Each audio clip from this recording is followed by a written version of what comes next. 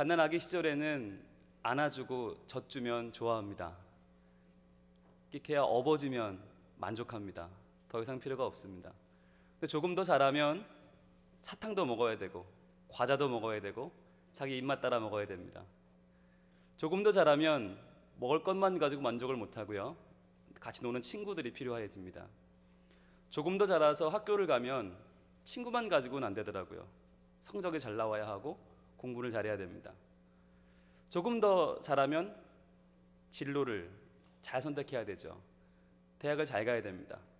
대학을 가고 나면 학점을 잘 받아야 되고 이성을 만나야 되고 연애를 잘 해야 되고 결혼을 해서 가정을 꾸려야 됩니다.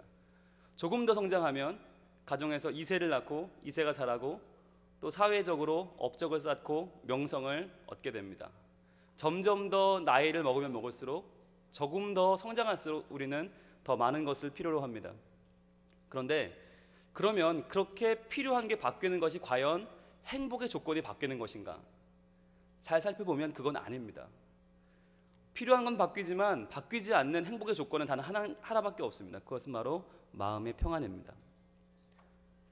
그 연령에 맞는, 그 시기에 맞는 마음을 편하게 해주는 것들이 있어야 우리는 진정한 삶의 기쁨을 누릴 수 있습니다. 그리고 보면 우리가 하나님 믿는 것은 참 감사한 일입니다. 하나님을 믿을 때 하나님이 주는 선물이 있어요. 물론 돈도 좋고 건강도 좋은데 그건 다 주는 건 아니에요. 필요한 사람에게만 주고, 다 주는 평안이 뭐냐면 그것이 우리의 마음이 하나님 때문에 든든해지고 하나님 때문에 담대해진다는 것입니다. 내가 비록 부족하고 연약한 삶을 살아왔을지라도, 지금 내가 당당하게 멋진 삶을 살지 못하고 있다 할지라도 하나님은 이미 나를 용서하셨으며 이미 나의 삶을 계획하고 계시고 위대한 삶으로 나를 인도해 주신다고 하는 이 든든함이 있기 때문에 우리는 세상에서는 환난을 당하나 담대할 수 있는 것입니다. 이것이 우리 마음속에 진정한 평안을 줍니다. 그런데요, 사실 보면 평안한 것과 편안한 것은 좀 다른 것 같아요. 요즘 제가 저희 두 아들 데리고 이렇게 장을 보러 나가면 굉장히 마트가 크더라고요. 그거 보면 제가 아이들한테 말합니다. 얘들아, 아빠 어릴 땐 이런 거 없었어. 아니, 자가용을 타고 나간다는 자체도 상상을 못했죠. 저 어렸을 때 자가용은 정말 사장님들만 타고 다니는 건 줄 알았어요. 근데 제가 그걸 타고 아이들과 함께 나간다는 자체는 정말 놀라운 일입니다. 아이들과 함께 영화를 보러 갔는데요, 큰 화면 앞에 앉아 있는데 믿어지지가 않는 거예요. 제가 어렸을 때 제 아들만 할 때 영화관 한번 와보는 게 소원이었는데 우리 아이들은 가자 한 번만 하면 갈 수 있는 게 영화관이 되었잖아요. 63빌딩, 그 높은 빌딩에 올라가서 야, 참 세월이 이렇게 지났구나. 이름도 모르는 물고기들이 헤엄치는 수족관을 보면서 야, 어떻게 상상도 못하던 세계가 왔구나 생각을 했어요. 그런데 웬만한 계단은 이제 엘리베이터가 다 있으니까 안 올라가도 되고, 웬만한 김치는 공장에 사다 먹고, 궁금한 게 있으면 인터넷에서 들으면 바로바로 나오는 편리한 세상, 편안한 세상이 되었지만 그만큼 더 평안해졌는가? 그건 아닌 것 같아요. 옛날에는요, 담벼락이 이렇게 높진 않았습니다. 요즘은 담벼락에 뭐 쇠꼬챙이도 꽂아놓고 막 유리도 깨놓고 그러는데요, 옛날엔 담벼락 높지 않았어요. 적어도 그 집에 굴뚝이 보였어요. 굴뚝이 보인다는 얘기는 밥때가 되면 굴뚝에서 연기가 나야 되는 거예요. 지나다가 만약 이 집에서 굴뚝에 지금 밥때가 됐는데 연기가 안 난다, 뭔가 문제가 있는 거예요. 쌀이 떨어졌든지 뭔가 문제가 생긴 거예요. 그러면은 빨리 집에 가서 밥을 가져와서 찬밥을 들고 들어가서 아이고 누구 엄마 무슨 일 있어? 그리고는 들어가서 같이 찬밥이라도 나눠 먹어야, 그래야 내 마음이 편했던 게 우리네 정서 아니에요? 그게 우리네 정인데 요즘은 그런 게 없어졌어요. 다 아파트가 되고 다 빌라가 되고 굴뚝이 없으니까 밥때가 됐는지 밥을 먹는지 굽는지 어쩌는지 알 수가 없어요. 무슨 놈의 프라이버시간이 뭐니 그래서 물어볼 수도 없어. 옆집 누가 사는지도 몰라. 애들 이름도 몰라. 애들 이름 물어보면 안 가르쳐줍니다 요즘. 낯선 사람한테는 말하지 말랬어요. 그리고 안 알려줘요. 아니, 시대가 이렇게 됐어요. 그러니까 세상은 더 편해지는데 평안해지지는 않더라고요. 이럴 때에 하나님께서 주시는 큰 선물이 뭐냐? 바로 마음의 평안입니다. 성경에는 수많은 사람들이 나오는데요, 그들은 다 편치 않은 인생을 살았어요. 그럼에도 편치 않은 인생 가운데 주시는 하나님의 평안이 있었기 때문에 그들은 놀라운 인생을 살았고 그들이 성경의 곳곳을 지금 장식하고 있습니다. 그 가운데서도 오늘 시편 131편을 쓴 다윗이라고 하는 사람은 그야말로 스펙타클한 인생을 살았습니다. 죽을 고비를 넘겼습니다. 도망다니고 굶고 어두운 삶을 살았습니다. 그러나 그 마음속에는 한없는 평안이 있었어요. 그래서요, 2000년 동안 남해살이하고 나라 없이 고생하던 이스라엘 사람들이 다시 나라를 세우면서 국기를 만들 때 다윗의 별을 넣었어요. 다윗과 같은 평안을 우리도 맛보고 싶어서, 다윗처럼 평안한 삶을 살고 싶어서 이스라엘 백성들은 다윗의 별을 지금 보면서 그 나라의 국기로 삼고 있습니다. 이러할 때에 우리도 한번 이 다윗이 쓴 시편 131편 이 말씀을 통해서 어떻게 살아야 마음이 평안해지는지, 어떻게 살아야 이 최고의 선물을 누릴 수 있는지를 보고 익히고 그대로 살아서 우리도 다윗처럼 이 평안한 삶을 누릴 수 있기를 소망합니다. 첫 번째는, 마음이 평안하기 위해 첫 번째입니다. 우리는 교만을 버려야 합니다. 교만을 버려야 합니다. 1절 말씀 같이 읽어볼까요? 시작.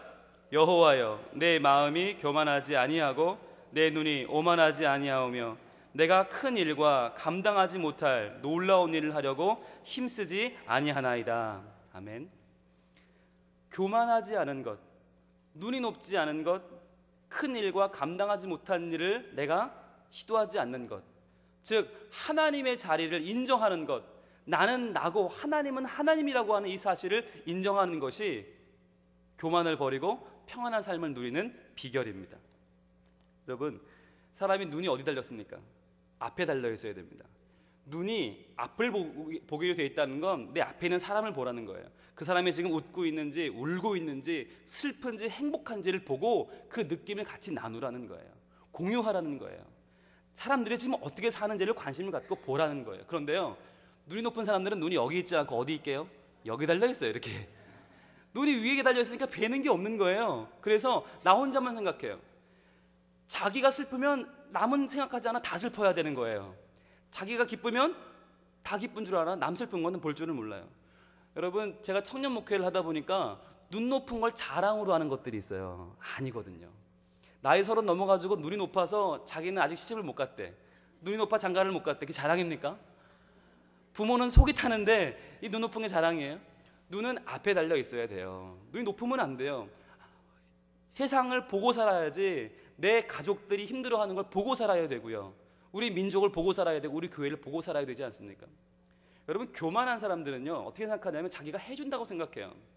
교회에서도요, 어떤 사람들은 교사를 내가 해준다 생각합니다. 가르쳐준다. 애들한테 시간을 내어준다. 그런데 몇 해 하다 보면 그게 깨어집니다. 봉사를 몇 해 하다 보면 그게 깨어져서, 아, 내가 아이들에게 시간을 내어주고 가르쳐주는 것이 아니라 이 아이들의 순수한 믿음을 내가 배우는 거구나. 오히려 내가 교사로 봉사하면서 내 믿음이 새로워지고 내가 은혜 받는구나라는 걸 깨닫게 돼요. 찬양대도 처음에 찬양대 하는 분들은 약간의 착각을 좀 하세요. 약간의 교만한 마음이 있어서 내가 노래를 불러준다 생각합니다. 찬양을 불러준다. 그런데 이게 몇 년이 지나면 이게 깨어집니다. 어떻게 깨어지나요? 아, 내가 불러주는 게 아니라 내 찬양을 이분들이 들어주시고 마지막에 아멘으로 화답하면서 찬양이 완성되는 것, 그것이 얼마나 아름다운 것인가. 그 순간 하나님께 올려서서 하나님의 보좌를 흔드는 이 찬양이 얼마나 아름다운 것인가, 이걸 깨닫는 순간에, 아, 찬양대는 불러주는 자리가 아니라 오히려 함께 은혜를 나누고 내가 그 은혜를 누리는 자리구나 라는 걸 깨닫게 됩니다. 그렇게 따지면요, 차량 봉사도, 주방 봉사도, 안내위원도, 교회 안에 있는 모든 자리도 다 베풀어주는 자리가 아니라 은혜를 받는 자리입니다. 설교자도 마찬가지입니다. 설교자도 처음에 저는 설교로 은혜를 주는 건 줄 알았어요. 아니더라고요. 설교를 한 해, 두 해 해보면서 느끼는 것은 설교를 하는 사람이 은혜를 받아요. 왜요? 정말 올라오면서 얼마나 떨리는지 몰라요. 정말 하나님, 저같이 연약하고 부족한 것이 이 말씀 선포해도 되겠습니까? 하나님, 이렇게 훌륭한 하나님의 사람들 앞에서 제가 감히 하나님 말씀을 들고 나와도 되는 겁니까? 두려움에 떨리며 나오는데요, 말씀을 전하다 보면 한 분, 두 분 고개를 끄덕끄덕 하시는 게요, 아이고 그래 잘한다 라고 이 고개를 끄덕거려 주시는 것이 마치 하나님이 제게 주시는 위로 같아요. 괜찮다, 홍 목사, 그래 잘한다, 열심히 해라 라고 하는 하나님의 위로로 저는 보여요. 설교를 하면 할수록 은혜를 받아요. 설교를 하면 할수록 하나님의 사랑이 느껴지고요, 설교를 하면 할수록 주의 말씀이 내 안에 들어오는 게 느껴집니다. 여러분, 교만하면 이 모든 걸 하나도 느낄 수가 없는 거예요. 교만하면 하나도 받을 수가 없는 거예요. 부부 생활도 마찬가지잖아요. 제일 손해보는 부부, 제일 잘못 사는 부부는 어떤 부부입니까? 나는 잘났는데 어쩌다 이런 걸 만나가지고 내 인생이 꼬였다 생각하면요, 그렇게 불행할 수가 없어요. 그러면요, 아주 생각하면 할수록 불행해. 나는 정말 이렇게 인생이 잘못됐나 싶으면 해주는 것마다 마음에 안 들고요, 그렇게 생각하면 내 아내가 해주는 밥이 다 맛이 없고요, 내 남편이 벌어다 주는 건 다 쥐꼬리예요. 그런데 이게 얼마나 손해예요. 생각을 바꿔야 돼. 이미 결혼했잖아요. 바꿀 수 없잖아요. 생각을 바꿔야 돼요. 아, 나는 참 부족한데 어쩌다 이런 분을 만나서 이런 분이 나한테 인생을 허락해 주셔서 정말 내가 참 감사하구나, 이렇게 생각하면 인생이 행복해요. 이게 흑자 인생이에요. 흑자 인생. 그래서 하나님께서 내게 이렇게 귀한 만남을 허락하셨구나. 그래서 우리가 자녀에게도 감사할 줄 알아야 하고요, 자녀는 부모에게도 감사할 줄 알아야 하는 것입니다. 여러분, 행복하게 살기 위해서 누가 그래요? 비결이 있대요. 행복해지는 비결은 항복하는 것이다. 행복해지는 비결은 항복하는 것이다. 근데 항복을 누구한테 해야 되냐? 두 사람한테 해야 되는데, 두 명한테. 하나는 항복하지 않으면 살 수 없는 크신 하나님께 행복해야 되고, 또 하나는 이겨봐야 별 볼 일 없는 내 배우자에게 행복해야 되고. 아니, 세상에 제일 못난 남편이 집에서 아내 이겨먹으려고 하는 남편이에요. 이기면 뭐 할 건데요? 누가 상 줘요 그거? 괜히 반찬이나 하나 줄지? 하나 유익이 없는데 굳이 이기려고 들어. 아, 그거 필요 없다는 거예요. 아내들도요, 남편 굳이 이길 거 없어요. 남편들이 모르는 줄 아세요? 다 자기 못난 걸 알아요. 아는데 한번 우겨보는 거예요. 집에서라도 한번 내가 큰소리 쳐봐야지 라는 식으로 큰소리 치는데, 그걸 말이죠, 아내가 당신이 뭘 한다고 그래? 뭘 잘했어? 이렇게 나오면요, 남편들이 어디 나가서 길을 못 펴요. 항복하면 돼요. 까짓거 한번 져주는 거예요. 져주면 더 잘해요. 져주면 나한테 더 많은 것을 해주고요, 더 많은 것을 얻을 수 있어요. 여러분, 두 명한테 항복하시기 바랍니다. 하나님께 항복하시고 내 배우자에게 행복하시기 바랍니다. 여러분, 길거리 지나다가 뭘 푹 밟았어요. 보니까 개가 뭘 싸놓은 거예요. 자, 개 응가가 있습니다. 밟았어요. 누가 제일 기분 나쁠까요? 누가 제일 기분 나쁠까요? 정답은 비싼 신발일수록 기분 나쁩니다. 비싼 걸로 밟으면 밟을수록 기분 나쁜 거예요. 왜? 밟힌 애는 기분 나쁠 게 없어요. 걔는 어차피 난 개똥인데 뭐, 얘는 자존심이 없어. 그런데 밟은 사람은요, 야, 이게 새 건데, 이게 지금 귀한 건데, 비싼 건데 생각하면 할수록 기분 나빠요. 여러분, 문제를 만나면 누가 더 상처받아요? 교만한 사람이 상처받는 받아요. 내가 위대한 사람인데 감히 나한테 이럴 수 있어? 라고 상처받는 거예요. 요즘 엄마는 뿔났다 해보니까 장미가 나오는데, 아니, 그 아줌마는 남편이 이런 말만 하면 막 쓰러지고요, 아들이 이런 말 하면 쓰러져요. 감히 나한테 어떻게 당신이 이럴 수 있어? 라고 쓰러지더라고요. 남편이 아들이 밤에 라면 끓여 먹는 걸 보고도 쓰러지더라고요. 어떻게 네가 나한테 이럴 수 있어? 쓰러지더라고요. 교만하면 모든 문제가 더 크게 다가와요. 교만하면 모든 문제가 너무너무 날카롭게 다가와요. 자기가 치명적으로 다가와요. 그런데 겸손하면, 마음이 낮아지면 그럴 수 있지 뭐. 아니, 나한테 그럴 수 있지 뭐 생각하는 거예요. 여러분, 바울과 실라가 감옥에 갇혔을 때 억울했을까요? 안 억울했을까요? 왜 안 억울해요? 하나님 복음 전하다 갇혔는데. 그런데 그 마음이 교만치 않았어요. 그러니까 찬양이 나오는 거예요. 교만하면 분노가 나오죠. 교만하면 억울한 소리가 나오죠. 그 시간에 찬양을 부를 수가 없어요. 그들은 낮은 마음으로 찬양을 불렀어요. 할렐루야, 그렇게 했어요. 스데반이 돌에 맞아 죽을 때 그는 교만하지 않았어요. 그가 교만했다면 감히 나를 어떻게 돌로 쳐 그랬을 거예요. 스데반은 낮은 마음으로, 주님처럼 저도 이렇게 죽습니다. 하나님 저를 받아주세요. 하나님만 바라봤어요. 무엇보다 가장 중요한 예수님, 우리 하나님께서 십자가에 달리실 때 그 예수님이 만약 교만했다면, 에이, 안 해, 이거 빼 막 손을 다 빼고 그만, 이거 안 써, 그리고는 나와서 야, 다 일렬로 서, 지금 머리 막어, 막 그랬을 거예요. 아니, 어디 나한테 니들이 채찍질이야, 야 일로 와봐, 그랬을 거예요. 하나님은 그런데 그 예수님은 교만하지 않았어요. 그저 낮은 마음으로 그걸 다 받았어요. 여러분, 만약에 하나님의 마음이 교만했다면, 예수님이 교만했다면, 예수님의 사람들이 교만했다면 아마 성경의 역사는 뒤바뀌었을 것입니다. 오히려 낮은 마음으로 그저 순종하면서, 그저 인정하면서, 그저 하나님만 바라보았기 때문에 교만치 않은 마음이 마음의 평안을 불러왔습니다. 우리의 마음은 어떻습니까? 우리의 마음은 과연 나는 대우받기 마땅합니까? 내가 인정받는 게 당연합니까? 세상에 당연한 건 없어요. 나 같은 걸 사랑해 주는 것이 고마운 것이고, 나 같은 걸 받아주고 인정해 주고 대우해 주는 것이 감사한 것이지, 당연한 것은 없는 것입니다. 우리가 당연하다는 생각을 갖지 않을 때, 교만한 마음을 버릴 때 우리는 감사할 수 있고 더욱 평안해지고 더욱 만족하게 되고 더욱 하나님의 은혜를 누리게 될 줄로 믿습니다. 두 번째는, 마음이 평안해지기 위해 두 번째는 바로 어린 아이와 같은 마음을 회복해야 됩니다. 어린 아이 같은 마음을 회복해야 된다. 2절입니다. 같이 읽어봅니다. 시작. 실로 내가 내 영혼으로 고요하고 평온하게 하기를 젖된 아이가 그 어머니 품에 있음 같게 하였나니 내 영혼이 젖된 아이와 같도다. 아멘. 어린아이와 같은 마음이라는 게 무엇입니까? 어린아이와 같은 마음은요, 제 부모로 만족하는 마음이에요. 부모만 있으면 되는 거예요. 그게 어린아이 마음이에요. 어린아이들이요, 막 이거 달라 저거 달라 많이 합니다. 그런데 그거 줘서 기쁜 게 아니잖아요. 엄마가 기쁘잖아요. 그걸 주는 엄마가 있으니까 좋은 거잖아요. 애들이 막 안아줘 안아줘 그래요. 안아줘서 좋은 게 아니라 자기 안아주는 아빠가 좋은 거예요. 애들은 아무 때나 주세요 주세요 땡깡을 핍니다. 그러면 그때 그랬어 우리 아들, 누가 그랬어 라고 와주는 엄마가 좋은 거예요. 엄마가 해줘야 얼마나 하겠어요. 아빠가 해줘야 얼마나 하겠어요. 그런데요, 아이들은 엄마 아빠 그 품이 너무 좋고요, 그게 너무 사랑스러워요. 애들을 보면 아무리 맛있는 걸 줘도요, 엄마 아빠 없으면 잘 안 먹어요. 안 먹고 엄마 아빠 찾아요. 아무리 좋은 장난감이 있어도 재밌게 놀지를 못해요. 엄마 아빠 없으면 막 불안하게 찾아요. 그게 아이들의 마음이에요. 무엇 때문에 기쁜 게 아니고, 부모님이 주시는 어떤 선물이 기쁜 게 아니고 부모님이 기쁜 거예요. 그게 아이들 마음이에요. 그런데요, 점점 어른이 되면 될수록 부모님이 좋은 게 아니라 부모님이 주는 돈이 좋아지고요, 부모님이 주는 뭔가 선물이 좋아지고 부모님이 주는 대가가 좋아져요. 잃어버리는 거예요. 어린아이 마음을 점점 잃어버리는 거예요. 우리도 하나님이 좋은 거예요? 하나님이 주는 돈이 좋은 거예요?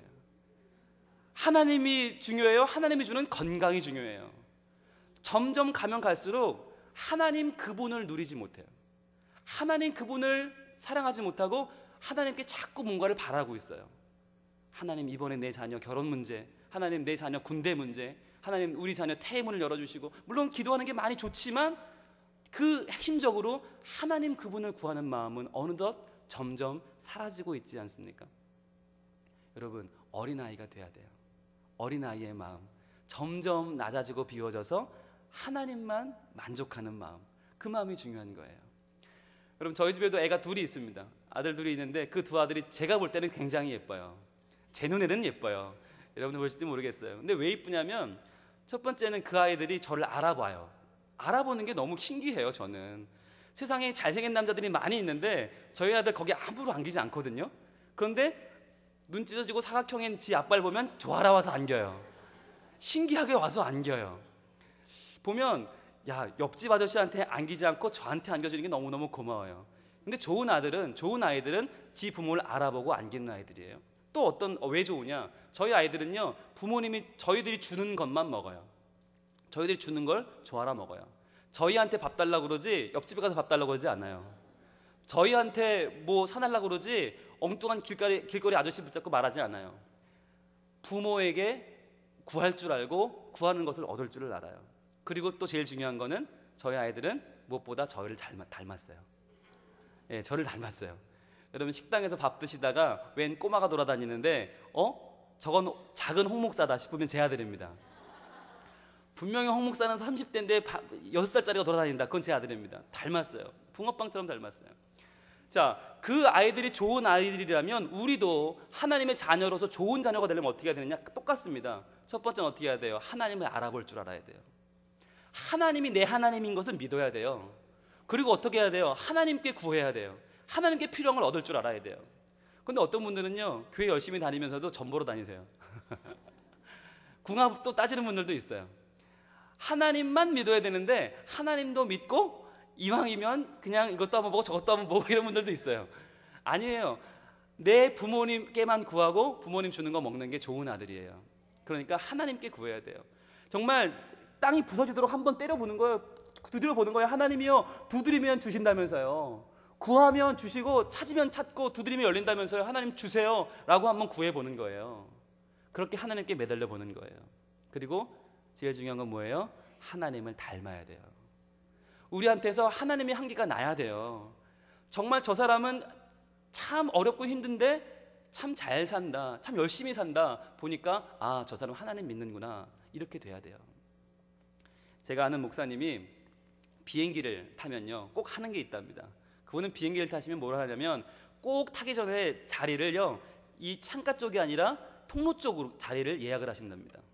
비행기 타면 어느 자리가 좋아요? 창가가 좋아요. 그죠? 다 보이잖아요. 얼마나 좋아요. 그런데 그분은 일부러 요 통로 측 자리를 앉아요. 앉아서 뭘 하느냐면 그 안쪽에 있는 창가의 분에게 말씀만 드리는 거예요. 혹시나 지나다니실 일이 있으면 언제든지 지나가십시오. 제가 혹시 잠들었으면 깨워서라도 제가 비켜드릴 테니까 지나가십시오 라는 거예요. 그리고요 이분이 잠들면 음료수를 받아놓고 식사를 받아놓습니다. 극진히 대접합니다.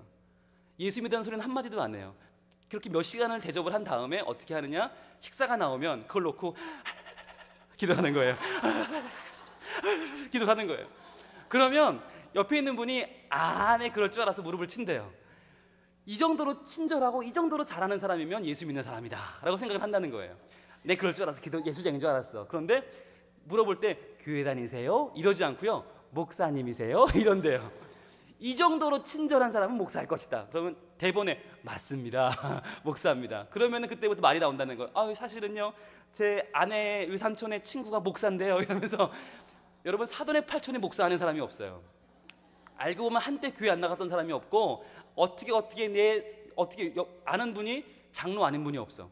그러면 그 얘기가 시작되면 당연히 목사와 예전에 믿었던 사람 또는 연결된 사람이니까 무슨 얘기 하겠어요? 교회 얘기하겠죠.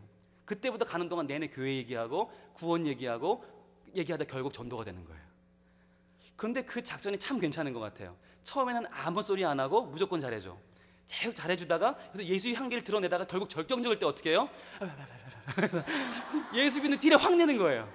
그러면 자연스럽게 교회 다니세요? 이렇게 대화가 되더라고요. 여러분, 우리가 하나님을 닮은 사람이 될 때, 우리에게서 하나님의 향기가 드러나게 될 때 우리는 굳이 예수 믿으라고 하지 않아도 그쪽에서 먼저 나오는 거예요. 교회 다니세요? 그럼 걸려드는 거죠. 그럼 끝난 거예요.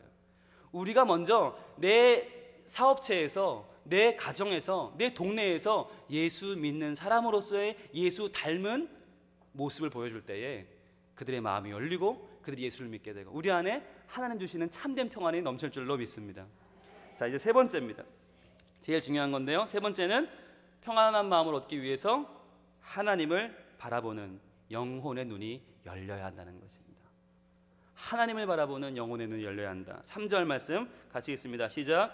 이스라엘아, 지금부터 영원까지 여호와를 바랄지어다. 아멘. 이스라엘아, 이스라엘은 누굽니까? 하나님의 백성들입니다. 우리 모두입니다. 이스라엘아, 우리 모두에게 외치는 겁니다. 지금부터 영원까지 여호와를 바랄지어다. 여호와를 바라보는 것입니다. 여호와를 바라봅니다. 여러분, 아이들은요 뭘 바라보는지 아세요? 자기 생일이 다가오면요 달력만 바라봅니다. 몇 밤 남았나, 몇 밤 남았나, 아빠 몇 밤 더 자야 돼? 물어보면서 달력을 표시합니다. 여러분, 직장인들은 뭘 쳐다봅니까? 시계를 바라봅니다. 퇴근 시간, 칼퇴근해야 돼. 그러면서 퇴근 시간 시계 바라봅니다. 아내들은 뭘 바라봅니까? 엄마들은 어느 날 친정 엄마 수술 받으러 간 날 어떻게 됐나 싶어서 전화기만 바라보는 거예요. 왜 연락이 없지? 왜 연락이 없지? 전화기만 바라봐요. 우리의 마음속은요 우리의 마음이 가는 걸 바라보게 되어 있어요. 여러분, 모든 종교는 다 좋은 가르침이 있어요. 그런데 다른 종교는 다 좋은 가르침인데 기독교만 생명이 있는 이유가 있어요. 기독교는 기독교의 핵심이신 예수님과 관계를 맺게 합니다. 그런데요 유교나 불교나 다른 건 그런 게 없어요.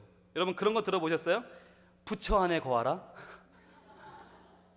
공자가 너의 소망이다? 예, 공자를 먹고 마시라, 이런 말씀 들어본 적 있어요? 부처만 바라볼지라, 이런 거 없어요. 여러분, 다른 종교는요 깨달음을 얻으면 그만이에요. 그냥 조금 더 선하게 살면 돼요. 그런데 기독교는 거기서 멈추는 게 아니라 그걸 넘어서서 예수님과 관계를 맺으라고 해요. 예수님을 바라보라고 해요. 예수님을 믿고 그분으로 먹고 마시며 예수처럼 살라고 해요. 그것이 기독교의 핵심이에요. 그러니까 기독교는 단순한 가르침이 아니에요. 우리의 삶 자체가 변화되는, 예수님처럼 살아가면서 예수님의 생명이 내 것이 되는 변화가 기독교의 핵심입니다. 그래서 우리는 예수님만 바라봐야 되는 거예요. 주만 바라봐야 되는데 언제부터 언제까지 봅니까? 지금부터 영원까지. 영원까지부터 중요하지만 더 중요한 건 지금부터예요. 지금부터 봐야 돼요. 내일부터 아니고 다음부터 아니고 요 문제 해결되면이 아니에요. 지금 너무 힘들더라도, 지금 다급한 문제 중에 있더라도, 지금 내가 요거 예수님 믿음으로 하면 손해보고 그래서 잠깐 예수 안 믿는 척하는 거, 그건 관계없이 지금부터, 지금이 은혜 받을 만한 때요, 지금이 구원의 날이로다. 바로 지금 결단하다는 것입니다. 내가 다른 것 지금 생각하고 있습니까? 다른 거 기대고 있습니까? 다른 거 얽매여 있습니까? 다 내려놓고 다 버리고 온전히 지금부터 영원까지 하나님만을 바라보며 살라는 것입니다. 여러분, 다윗은요, 왕이 된 다음부터 평안하지 않았어요. 목동일 때부터 평안했어요. 여호와는 나의 목자시니 내게 부족함이 없으리로다. 다윗은 목자일 때부터 행복했어요. 도망 다닐 때도 행복했어요. 그의 가장 인생의 하이라이트였던 골리앗 앞에 섰을 때에도 그는 평안했어요. 왜요? 사람들은 3m의 장신 골리앗을 보면서 놀랐지만 다윗은 하나님, 바로 그 골리앗 뒤에 서 계시는 더 크신 하나님을 바라보았던 것입니다. 그러니까 너무너무 크신 분을 바라보니까 골리앗은 거기에 비하면 아이 같은 거예요.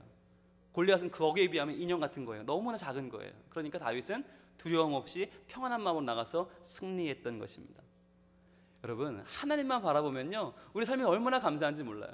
하나님을 바라본다는 것은 무엇입니까? 내 시선을 땅에 두는 것이 아니라, 아래로 내리까는 것이 아니라 하나님께로 올려드는 것입니다. 높은 곳을 바라보고 넓게 보는 것입니다. 다람쥐라는 동물이 있습니다. 다람쥐가 찍찍찍찍해서 하나를 먹으면, 머무르면 이걸 먹지 않고 쪼르르 달려가요. 어디론가 달려가서 숨겨요. 아무도 모르는 곳에 먹을 것을 숨깁니다. 근데 중요한 건 뭐냐면, 아무도 모른다는 의미는 지도 모른다는 겁니다. 까먹어 버립니다. 얘가 머리가 좀 그래서 까먹어요. 까먹으면 부지런히 갖다 놓고 또 모르면 또 갖다 놓고 또 갖다 놓고 여러 군데 숨겨놓는데 결국은 찾지 못하고 다 누가 먹어요? 남들이 먹는 거예요. 다람쥐가 그렇게 부지런하게 떨면서도 지대로 잘 못 먹는 이유는 다 물어다가 숨겨놓고 딴 놈이 다 먹어요. 그런데 다람쥐는 그렇지만 새라는 애들은 어떠냐? 새들은 먹을 게 생기면 저 위에 있는 둥지에 갖다 놓습니다. 근데 얘들도 머리가 조금 그래서 까먹습니다. 까먹지만 이건 누가 집어갈 수가 없어요. 높이 있으니까. 그래서 다니다가 생각났어요. 내가 갖다 놨었지. 그걸 먹는 거예요. 또 푹 갖다 놓으면 남이 못 건드려 내가 먹어요. 즉 새들은 높은 둥지에 먹을 것을 두기 때문에 잃지 않는데, 다람쥐는 이 아래 놓으니까 다 뺏기는 거예요. 오늘날 수많은 사람들이 다람쥐처럼 살고 있습니다. 눈을 이 땅에 두고, 이 땅에 소망을 두고, 이 땅에 비전을 두니까 다 모아놓은 걸 남들이 다 가져가는 거예요. 빼앗기는 인생을 살아요. 그런데 눈을 들어 하나님을 바라보고 높은 곳을 바라보는 우리들은 하늘의 둥지를 두고 하늘의 소망을 쌓고 하늘의 보물을 쌓는 것입니다. 우리의 둥지는 어떻습니까? 너무 낮지 않습니까? 둥지를 높입시다. 하나님을 바라봅시다. 그러면 그 하늘에 쌓아놓은 그 보화는 하나도 없어지지 아니하고 모두 우리에게 은혜로 다가올 것입니다. 여러분, 이렇게 마음의 평안을 얻으면요, 제일 좋은 건 뭐냐면 매사에 감사할 수 있다는 것입니다. 매사에 감사할 수가 있어요. 그리고 어떠한 역경도 이겨낼 수가 있어요. 왜? 내 마음이 평안하니까. 어떤 한 청년이 목사가 되기 위해서 신학교를 갔습니다. 근데 사람들이 다 비웃었어요. 야, 너 같은 게 무슨 목사가 되냐? 왜냐면요, 이 친구는 교통사고를 당했어요. 양팔이 다 없어요. 양팔이 없는데 목사님 되면 양팔이 필요한데 그거 없이 무슨 목사가 되려고 그러냐? 친구들이 비웃었습니다. 열심히 공부를 해서 졸업을 했어요. 목사 안수를 받았어요. 목사님이 됐어요. 그런데 목사가 돼서 어디서 일을 했냐면 전쟁에서 다친 상위 용사들 있는 병원에 근무를 했어요. 원목으로. 거기는 머리 터진 사람, 팔 부러진 사람, 다리 부러진 사람, 허리 부러진 사람들이 거기 입원해 있는 병원에 그가 일을 하는데, 그 사람들이 보니까 너무 감동이 되는 거예요. 왜? 우리 목사님 팔이 없어. 그런데 우리를 너무너무 사랑해 주셔. 그러니까 그들이 희망을 얻는 거예요. 나는 그래도 부러졌지만 팔은 붙어 있잖아. 나는 깨졌지만 머리는 있잖아. 언젠가 회복되면 나는 정말 살 수 있다는 희망을 얻기 시작했어요. 그런데 어느 날 이분이 광고를 냈습니다. 세례식을 하겠습니다. 근데 팔이 없는데 세례식을 어떻게 해요? 그 친구들이 잘 됐다, 한번 가서 비웃어주자. 그리고는 그날 병원으로 몰려왔습니다. 자, 어떻게 하나 보자는 거예요. 자, 예배를 드렸습니다. 세례식 말씀을 선포하고 이 목사님은 세례를 주기 시작합니다. 어떻게 하느냐? 입에 성수를 머금어요. 그리고 다가가서 한 명 한 명 고개를 숙이고 있는 그 병사들의 머리 위에 입을 맞춥니다. 그리고는 세례를 주는 거예요. 생각해 보세요. 팔이 없는 목사님이, 두 팔이 없는 목사님이 그 입에 성수를 머금고 자기 머리에 입을 맞추며 세례를 줍니다. 병사들이 그 세례를 받으면서 눈물을 흘리지 않는 이가 없는 거예요. 내가 이렇게 귀한 존재구나. 내가 이렇게 사랑받는 존재구나. 우리 귀한 목사님이 내 머리에 입을 맞추며 내게 세례를 주시는구나. 그때 그 친구들이 다 깨어졌습니다. 아, 그래, 하나님은 살아계시는구나. 하나님은 네가 비록 상처 입어 팔이 없는 이 지경이 되었지만 하나님 너를 사랑하셔서 병사들을 살리시는구나. 하나님은 일하시는구나. 여러분, 하나님은 이렇게 우리에게 다가오시고 일하십니다.